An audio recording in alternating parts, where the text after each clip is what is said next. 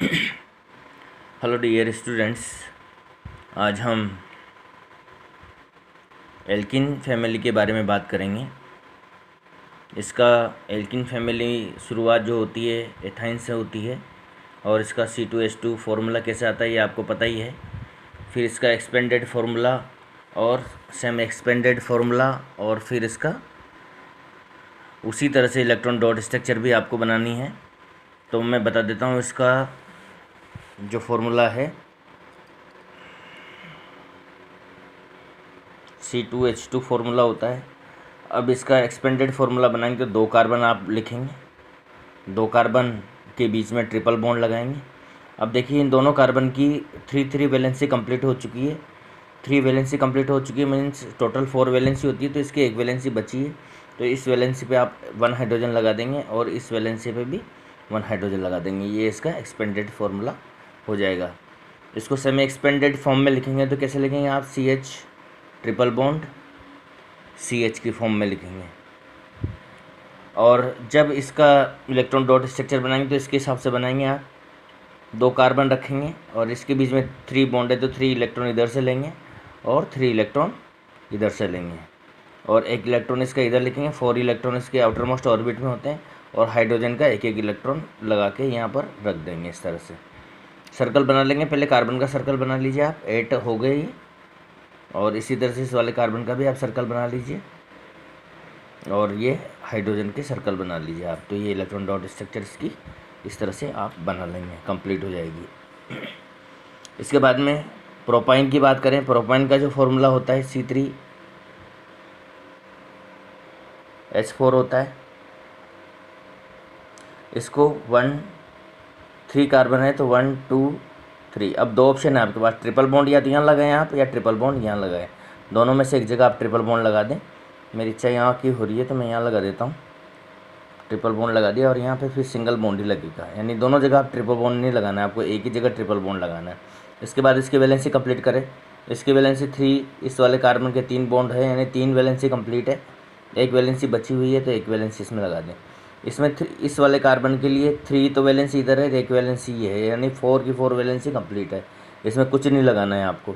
और इसमें आप देखें इसमें 1 वैलेंसी कंप्लीट है, बाकी 3 वैलेंसी की इसमें नीड है, तो इस हिसाब से आप 3 हाइड्रोजन इसके चारों तरफ लगा दें। ये इसकी एक्सपेंडेड स्ट्रक्चर होगी। इसकी सेमी एक्सपेंडेड स्ट्रक्चर आप बनाएंगे, कैसे बनाएंगे, CH triple bond C single bond CH3, ये इसकी सेमी एक्सपेंडेड स्ट्रक्चर होगी। और इसी तरह से इलेक्ट्रॉन डॉट स्ट्रक्चर आप इसकी बना लेंगे। इसी तरह से ये आप कार्बन लिखेंगे, ये कार्बन लिखेंगे और ये तीसरा कार्बन लिखेंगे और यहाँ 3 डॉट इधर इसके लगाएंगे और 3 डॉट इधर इसके लगाएंगे। 1 डॉट इधर लगाएंगे। इसी तरह से इसमें 1 डॉट यहाँ और 1 डॉट यहाँ लगाएंगे और इसके आगे यहाँ हाइड्रोजन लगा देंगे। बाकी इधर और कोई हाइड्रोजन लग नहीं रहा है, यहाँ पर लग रहा है हाइड्रोजन। यहाँ 3 और लगाएंगे, यहाँ हाइड्रोजन लगाएंगे, इसका हाइड्रोजन और हाइड्रोजन। फिर सर्कल बना लेंगे इनके। पहले इस वाले के सर्कल बनाइए आप। ये 8 हो गए, सॉरी यहाँ से जाएगा ये 8। इस वाले कार्बन के बनाए आप, इसके भी 8 इलेक्ट्रॉन हो गए। और इस वाले के बनाए तो इसके भी ये 8 इलेक्ट्रॉन हो गए। और लास्ट में हाइड्रोजन के बना लीजिए। ये यहाँ से आएगा इस तरह से, ये यहाँ आएगा और इसका सर्कल ये कंप्लीट हो गया। इस तरह से इलेक्ट्रॉन डॉट स्ट्रक्चर इसकी हो गई। इसके बाद में ब्यूटाइन की अपन बात करें। ब्यूटाइन का C4H6, 4 कार्बन आ गए तो 1 2 3 4 कार्बन लिखेंगे। अब आपके पास ऑप्शन है, आप हमेशा जो एंड है या तो इस एंड पे लगाएंगे या इस एंड वाले कार्बन पे लगाएंगे, बीच वाले में कभी नहीं लगाएंगे। ये बात अपन पहले एल्किन में भी पढ़ चुके हैं कि डबल बॉन्ड ट्रिपल बॉन्ड लगता है वो इस एंड पे लगेगा या इस एंड पे लगेगा। दोनों में से भी एक ही जगह पे लगेगा, दोनों जगह पे आप नहीं लगा सकते, बाकी जगह आपको सिंगल बॉन्ड लगाना पड़ेगा। अब इसकी वैलेंसी कंप्लीट कर लें। इसकी वैलेंसी 3 कंप्लीट है, 1 बाकी है तो 1 लगा दें। इसकी 4 वैलेंसी हो रही है, 3 इधर की और 1 इधर की। इसकी 2 वैलेंसी कंप्लीट हो रही है, 1 बॉन्ड और 1 बॉन्ड, 2 कंप्लीट हो रही है। तो 2 हाइड्रोजन आप यहाँ लगा दें इसकी। तो इस तरह से मतलब ये पूरा कंप्लीट हो गया, पूरी वैलेंसी इसकी कंप्लीट हो गई। और इसकी भी फिर आप सेमी एक्सपेंडेड स्ट्रक्चर बनाएंगे तो कैसे बनाएंगे, CH ट्रिपल बॉन्ड CH2 और CH3 सेमी एक्सपेंड, और इसी की इलेक्ट्रॉन डॉट स्ट्रक्चर आप बना लें। इस तरह से आपको जो है ये ब्यूटाइन, पेंटाइन, हेक्साइन तक तो आपको कंपलसरी सबको करना ही करना है। इसके बाद में हेप्टाइन में आप चाहें तो सेमी एक्सपेंडेड तक बना लें, इलेक्ट्रॉन डॉट स्ट्रक्चर नहीं बनाए तो कोई दिक्कत नहीं है, पर यहाँ तक तो आपको सबको करना ही है 100%। सबकी नोटबुक में हेक्साइन तक तो होना ही चाहिए। हेप्टाइन के बाद में आपको ये सेमी एक्सपेंडेड तो बनानी है, ये कंपलसरी नहीं है, इसकी कोई ज़्यादा ज़रूरत नहीं है, क्योंकि आपके सिलेबस में इलेक्ट्रॉन डॉट स्ट्रक्चर जो है हेक्साइन तक ही आती है, हेप्टाइन की नहीं आती है। ठीक है, आप चाहें तो प्रैक्टिस के लिए बनाना चाहें तो बना सकते हैं, मोस्ट वेलकम। और दिक्कत आ रही है तो नहीं बनाएं, बट बाकी आपको पूरा ये डेकाइन तक पूरा कंप्लीट करना है, इस तरह से ऑक्टाइन, नोनाइन और डेकाइन तक। ठीक है बच्चों, तो ये यहाँ आपके जो है हाइड्रोकार्बन के जो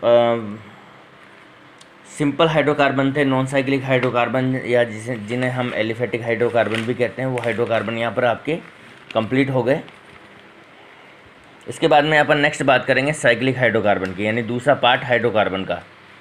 साइक्लिक का मतलब आप समझते हो, ये देखिए यहाँ से अपन चले थे,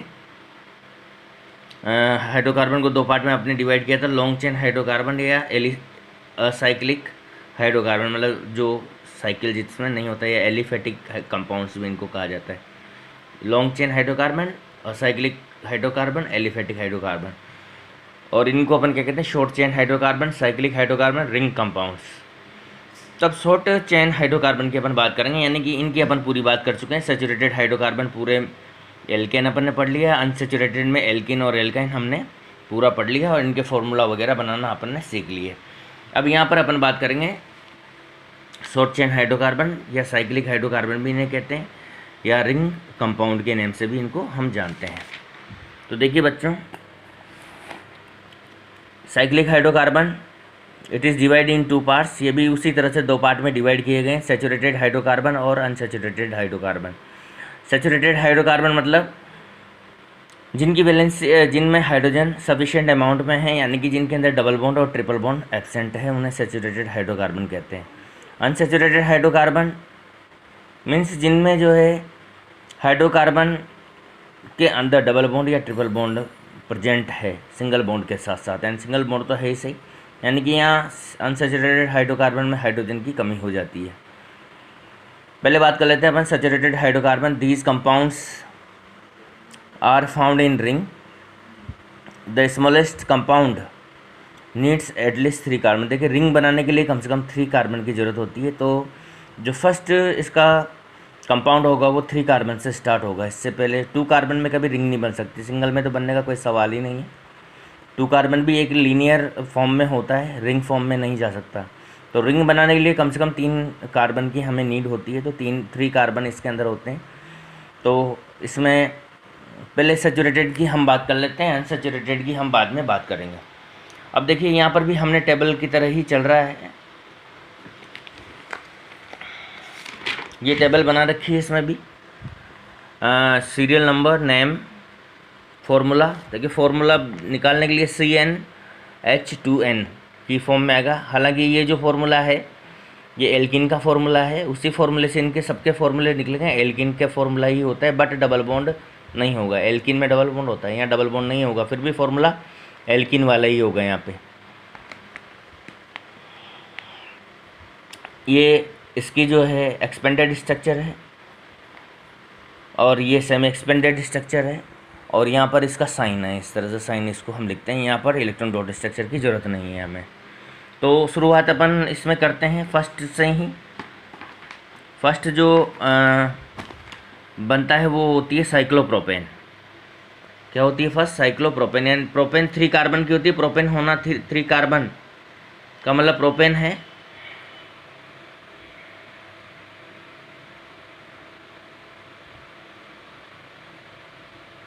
प्रोपेन, और साइक्लिक फॉर्म में है इसलिए इसके आगे अपन साइक्लो लगा देते हैं। साइक्लो वर्ड यहाँ इसलिए यूज़ करते हैं क्योंकि ये रिंग फॉर्म में होती है, इसलिए साइक्लो। इसका फॉर्मूला निकालेंगे, फॉर्मूला जो निकलेगा CnH2n वाले फॉर्मूले से निकलेगा। तो यहाँ प्रोपेन का मतलब क्या होता है, 3 कार्बन होता है, यानी N=3 आएगा। तो C3H2 × 3 क्या हो गया, C3H6। ठीक है, तो ये फॉर्मूला इसका हो गया।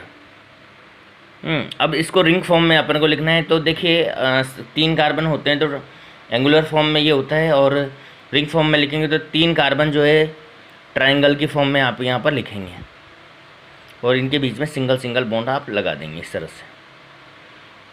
सिंगल बॉन्ड लगाने के बाद में इनके जो है वैलेंसी कंप्लीट करेंगे। वैलेंसी कंप्लीट करने के लिए आपको इनके ऊपर हाइड्रोजन लगाने पड़ेंगे। अब ये वाला कार्बन आप पकड़िए, इसकी 2 बॉन्डिंग कंप्लीट है, 2 बॉन्ड हो रहे हैं, मतलब 2 वैलेंसी कंप्लीट है। अब कितनी बची, 2 बची, तो 2 हाइड्रोजन आप यहाँ लगा दें इस तरह से। इसमें भी सेम वही कंडीशन है, 2 बॉन्डिंग हो रही है, 2 बच रही है, तो 2 हाइड्रोजन आप ही लगा दें इस तरह से। इसमें भी 2 बॉन्डिंग हो रही है, 2 बच रही है, तो आप इस तरह से 2 हाइड्रोजन इसमें लगा दें। हो गई, सबकी वैलेंसी कंप्लीट हो गई। अब इसको सेमी एक्सपेंडेड फॉर्म में कैसे लिखेंगे, CH2 और CH2, ये और ये इस तरह से CH2 और फाइनली इसका साइन जो लिखा जाता है वो इस तरह से ट्रायंगल की फॉर्म में, शॉर्ट में भी लिख सकते हैं अपन। ये अगर साइन कहीं आ जाता है इसका मतलब साइक्लोप्रोपेन होता है। ठीक है, इसी तरह से आप इसमें लिखते जाएंगे। दूसरा आएगा ब्यूटेन। ब्यूटेन के आगे भी आपको क्या लगाना पड़ेगा, साइक्लो लगाना पड़ेगा। तो ये हो गया साइक्लोब्यूटेन। इसका फॉर्मूला कैसे लिखेंगे आप, CN2HN, इसी में लिखेंगे, यहाँ 4 लगा देंगे और 2N × 4 यानी 8 हो जाएगा। तो C4H8 इसका फॉर्मूला हो जाएगा। 4 है तो अपन को वैसे ही अपने दिमाग में आइडिया लगाना पड़ेगा कि ये जो है 4 कार्बन है, तो इनको आप रेक्टेंगुलर फॉर्म में रखेंगे या स्क्वायर फॉर्म में रख सकते हैं। तो स्क्वायर फॉर्म में हम रख सकते हैं 4 कार्बन, 1 2 3 4, और इनके बीच में बॉन्ड बना दीजिए इस तरह से। अब इनकी वैलेंसी कंप्लीट कर दें आप। इसकी वैलेंसी यानी 2 तो कंप्लीट है, 2 और लगा दें। इसमें भी 2 बॉन्ड कंप्लीट है, 2 बॉन्ड और लगा दीजिए इधर भी। इस तरह से इनकी वैलेंसी कंप्लीट हो जाएगी। अब इसे में एक्सपेंडेड फॉर्म में लिखेंगे तो कैसे लिखेंगे आप, CH2 और CH2, और फिर लास्ट में इसका साइन आप इस तरह से लिख देंगे। तो ऐसे धीरे धीरे करके अपन को 6 तक तो जाना ही जाना है एटलीस्ट इसमें। ये देखिए cyclopropane formula, expanded structure, semi expanded structure, उसका साइन। फिर साइक्लोब्यूटेन, ये इसका फॉर्मूला है, ये इसकी एक्सपेंडेड स्ट्रक्चर है, ये सेमी एक्सपेंडेड स्ट्रक्चर है, ये इसका साइन है। फिर साइक्लोपेंटेन है, ये इसका फॉर्मूला है, ये इसकी एक्सपेंडेड स्ट्रक्चर है, पेंटागोनल फॉर्म में आ गया ये। और फिर इसको ये सेमी एक्सपेंडेड स्ट्रक्चर है, और फिर इसका ये साइन है। इसी तरह साइक्लोहेक्सेन, ये हेक्सागोनल फॉर्म में आ गया है, यहाँ पे हेक्सागोनल हेक्स, और फिर ये स्ट्रक्चर इसकी आ जाती है। इस तरह से आपको साइक्लोहेप्टेन 6 तक तो आपको इसको 100% करना ही है, यहाँ तक तो। इसके बाद में चाहें तो आप प्रैक्टिस के लिए इनकी भी प्रैक्टिस आप कर सकते हैं। वैसे एग्ज़ाम में ये आएंगे नहीं आपके हेक्सेन तक ही आपको ज़रूरत पड़ेगी, इसके आगे आपको नीड नहीं है, इसके आगे आपको ज़रूरत नहीं पड़ेगी। अभी बड़ी क्लासों में जाएंगे तो वहाँ तो निश्चित रूप से आप 11-12 में पढ़ेंगे, तो अगर ये चीज़ें अभी आपको आ जाएगी तो बाद में आपको इनको पढ़ने की ज़रूरत नहीं है। अगर आगे चल कर अगर आप बायोलॉजी या मैथ्स पढ़ना चाहते हैं तो इन चीज़ों की आपको आगे ज़रूरत पड़ेगी। इसके बाद में साइक्लोनोनेन, साइक्लोडेकेन, ये सारे इसके अंदर आते हैं।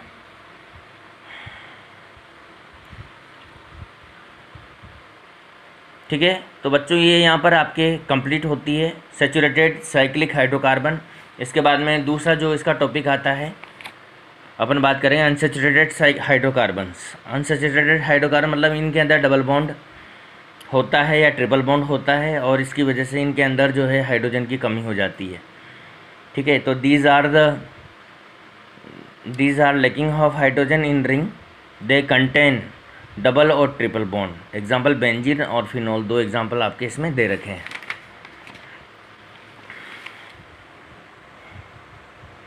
ये देखिए बेंजीन, इसका फॉर्मूला, लेकिन यहाँ पर कोई फिक्स फार्मूला नहीं होता है, तो इस वजह से अपन को इसको बेंजीन के फार्मूला लर्न करना पड़ेगा।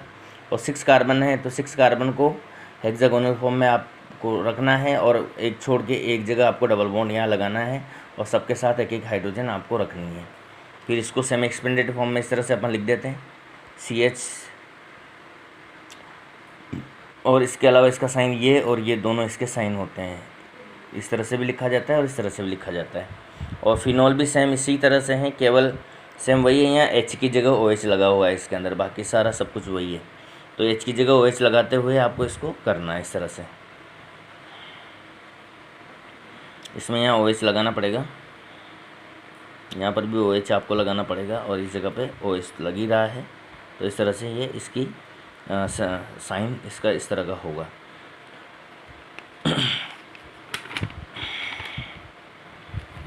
इसके बाद में नया टॉपिक आता है अपना फंक्शनल ग्रुप। फंक्शनल ग्रुप देखिए बहुत इंपॉर्टेंट होते हैं इसके अंदर। अभी तक अपन केवल हाइड्रोजन और कार्बन की बात कर रहे थे, और हाइड्रोजन और कार्बन के अलावा जब इस चेन के अंदर कोई दूसरा एटम आता है हाइड्रोजन और कार्बन के अलावा, तो उसको हम हेट्रो एटम कहते हैं या ओड एटम के नेम से जानते हैं। हेट्रो एटम या ओड एटम के नेम से जानते हैं। और ये हेट्रो एटम और ये ओड एटम जो है, ये ही फंक्शनल ग्रुप बनाने का काम करता है। यानी हाइड्रोजन और कार्बन के अलावा जो भी एटम आएगा इस चेन के अंदर, इन हाइड्रोकार्बन की चेन के बीच में, तो वो जो है एक फंक्शनल ग्रुप का फॉर्मेशन करेगा और उसकी वजह से वहाँ पर उस वो जो केमिकल है उसके स्पेशल कैरेक्टर आ जाएंगे। Carbon has tendency to attach other atom, जिसे हम कैटेनेशन कहते हैं या कैटेनेशन की होती है, या वर्सेटाइल नेचर इसको कहा जाता है। इसकी नेचर होती है, टेंडेंसी इसकी ऐसी होती है कि सबसे दोस्ती करता है ये, इसीलिए उसको वर्सेटाइल नेचर के नेम से जानते हैं अपन। तो ये वर्सेटाइल नेचर होती है, किसी से भी जुड़ जाता है एक्सेप्ट, ठीक है, यहाँ तक कंप्लीट हुआ। Except carbon and hydrogen if new element attach to the carbon is known as hydrocarbon. इनके अलावा अगर कोई आगे अटैच हो जाता है इससे, तो उसको हम हाइड्रोकार्बन के नेम से जानते हैं या ओड एटम के नेम से उसको जाना जाता है। The hetero atom in the hydrocarbon chain it change the property of hydrocarbon. ये पूरी इस एक एटम के आने की वजह से, ऑक्सीजन आ जाए, नाइट्रोजन आ जाए, क्लोरीन आ जाए, इनकी वजह से जो है पूरी चेन की जो है प्रॉपर्टी बदल जाती है। Such as the hetero atom are known as functional group. तो इस तरह के हाइड्रोकार्बन के आने की वजह से जब उसकी पूरी प्रॉपर्टी बदल जाती है, तो इसको हम फंक्शनल ग्रुप के नेम से जानते हैं। एन एटम और group of atom in organic compound और molecule that is responsible for the compound for characteristics reaction and determine the property is known as functional group. ये इसकी एक्चुअल डेफिनेशन है कि ऐसा कोई भी ऑर्गेनिक कंपाउंड या कोई मॉलिक्यूल जो उस हाइड्रोकार्बन चेन के अंदर आ जाता है और जो उसकी करेक्टरिस्टिक्स रिएक्शन के लिए जो रेस्पॉन्सिबल होता है, उसको ही हम फंक्शनल ग्रुप के नेम से जानते हैं। There are following types of functional group. यहाँ पर कुछ फंक्शनल ग्रुप के टाइप्स दिए हुए हैं। इसके टाइप्स ऑफ फंक्शनल ग्रुप की अपन कल बात करेंगे।